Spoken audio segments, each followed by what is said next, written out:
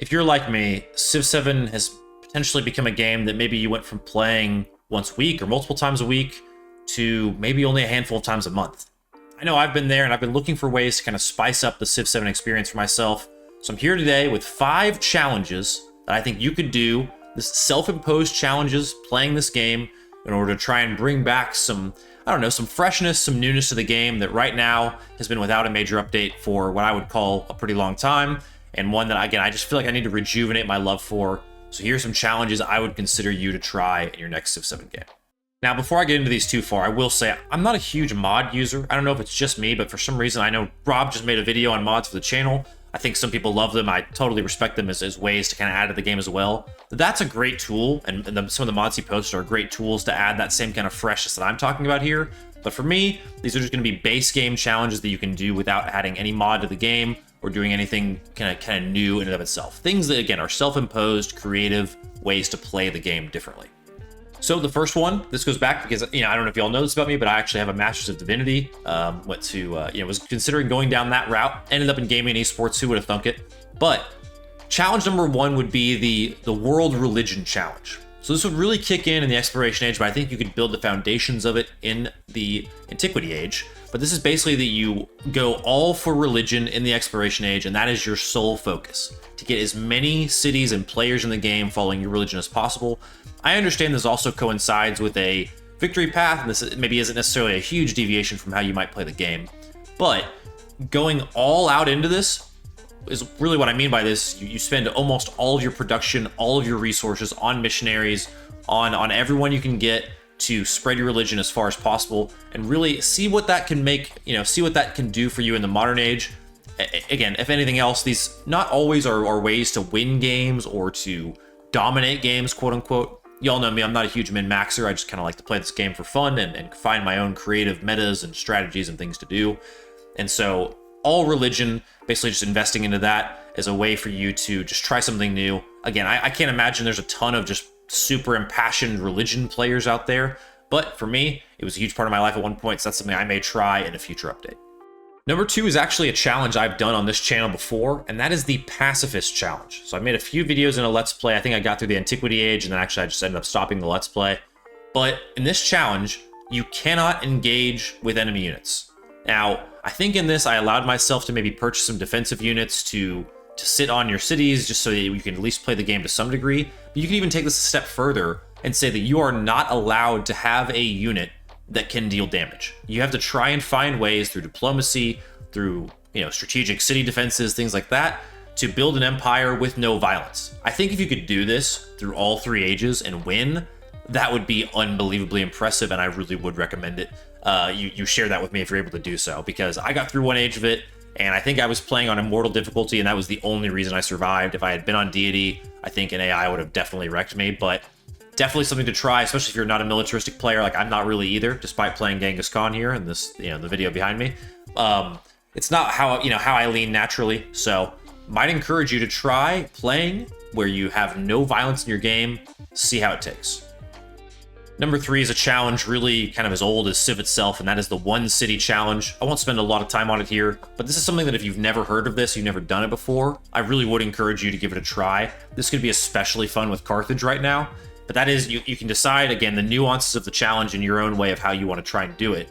But the idea is you try and succeed in the game with 1 city. This used to be really popular with Venice, I think it was what it was in Civ 6, where you just literally couldn't build other cities or any kind of other town or anything else. You just had your one thing. Carthage is pretty similar. You could probably do the same thing with towns, or you could even take the next step further and restrict yourself and just truly try and have 1 single settlement, and that being your starting capital, your city. Again, that's another one I would be super interested to see how people are able to do. The stipulations you could put on this would be like no military acquisition, no settling of your own, basically really trying to see how well you can do in the game with that 1 city. You could get away, you can get around this in some ways. Maybe you go militaristic, but you raise every city you engage with, and you're just kind of burning through the earth and burning through other civs. A lot of different ways to approach the One City Challenge, but I would recommend if you've never tried it, at least go ahead and give it a go. It's kind of like doing a Pokemon Nuzlocke. It feels like something that you just have to do if you're a fan of the franchise at least once. Now, I've not tried this one, so this is a little bit wacky, a little bit off the cuff. Stick with me. We're going to call this the AI challenge. So I think with this game, I'm guessing ChatGPT or, one of the AI megaminds probably knows all the civs and leaders in this game. You could do a lot of different things with AI to make this really fun. I've seen versions of this with like Baldur's Gate. I've seen a player plug in all of their decisions into ChatGPT and have it basically decide what to do for them. And it ended up being like a really evil character, and it was very interesting.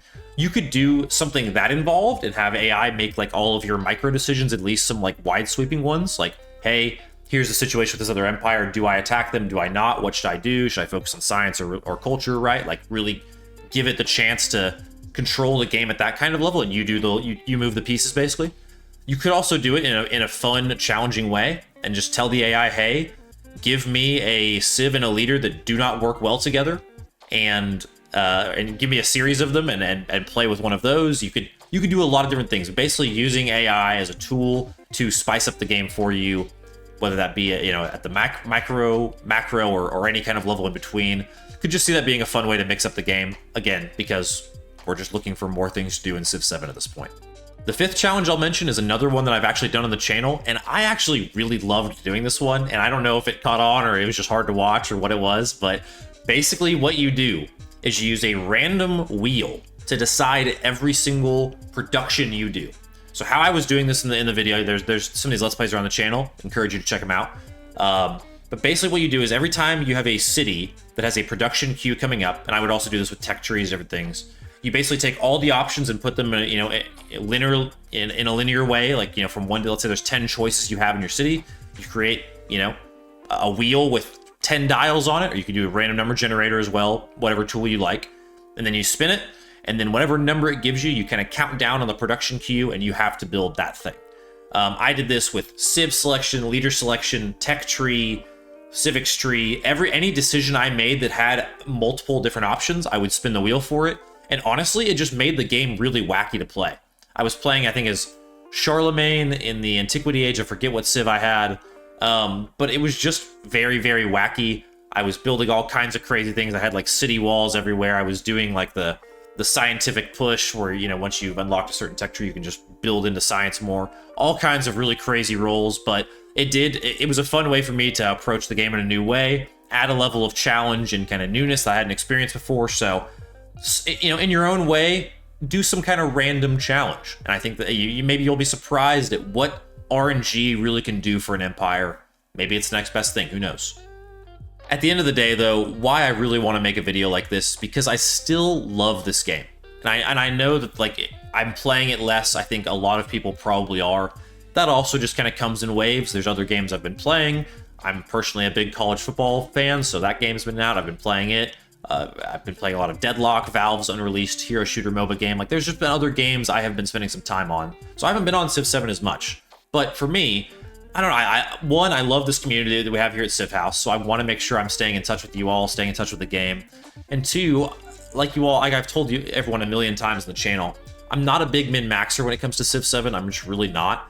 And so for me, this game has always been much more of a sandbox experience and something where I'm trying to always think of what are wacky or fresh or creative iterations that I can bring to this game myself to allow me to build a really fun or interesting empire. This is a lot of times why I use uncommon combinations with civs and leaders, why a lot of times I do these wacky challenges on the channel, and just it informs a lot of the way that I approach this game and a lot of the way I approach gaming in general. I'm just not a big, like, over-the-top meta abuser, I guess. I don't know.